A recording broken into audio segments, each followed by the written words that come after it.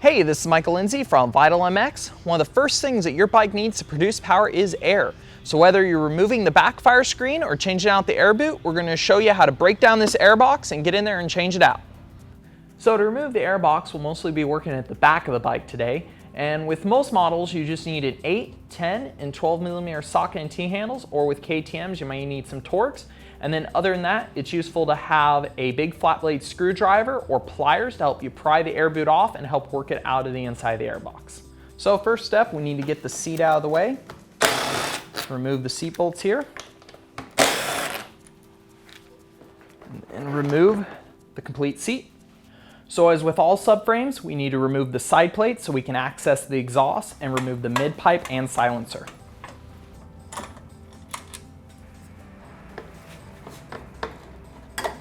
Next step, we're going to want to get this strap out of the way so we can get the cover off here to expose the top of the subframe. Along with on fuel injector bikes, we have an air temperature sensor which actually needs to be unclipped before removal. The next step to actually remove the subframe itself is to remove the bolts holding it in. There's always two lower mounting bolts, and then up top there's either a full through pin or two bolts mounting it up there.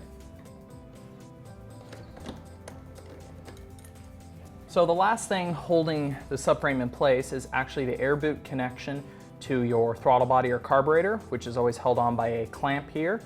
It's either an Allen or typically a Phillips head bolt that you just have to loosen so the clamp is nice and loose and can rotate so you can pull the air boot off the injection unit.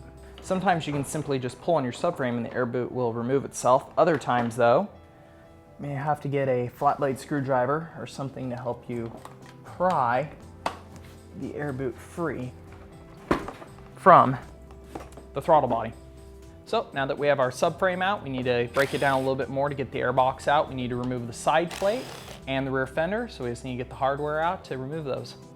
Once you have all the plastic removed, it's easy to look around and find the last little bit of hardware left that is actually holding the Airbox into your subframe. So once you have all that hardware removed, it's pretty simple to figure out how your Airbox can be removed from your subframe. Some bikes are a little bit tighter fit than others, take a little maneuvering. Some of them are not too bad. And now they're separated. Now we're right down here at the end where we're now gonna try to remove our air boot actually from our main Airbox. Basically at any point of our work order we've been doing, the air filter can be removed. We've just kind of waited till later on to do it.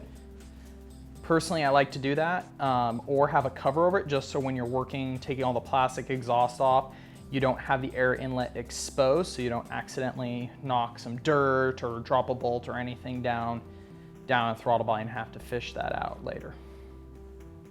So it's really easy when you look around the actual air boot to Airbox connection. You usually find a metal flange that wraps all the way around with hardware every few inches. There's also a similar flange in the inside of the Airbox or a receiving end that basically these two clamp down and hold the air boot inside of the box. So we're going to remove the hardware here.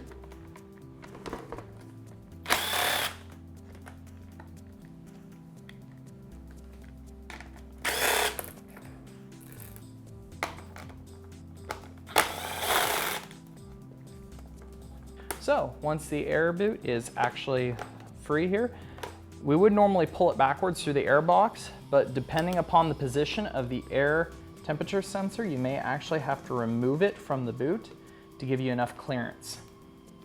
So as you can see, there's actually a few things going on here. You have a clamp on the front side, the actual air boot, a gasket, and then the receiving end, which is typically part of the filter cage unit. Now with some bikes, specifically 4-strokes, you'll have a backfire screen in here. This is a good chance to open all this up and either cut out the backfire screen, it may have a removable plate, or there may be an aftermarket kit you could use to take that out and eliminate it.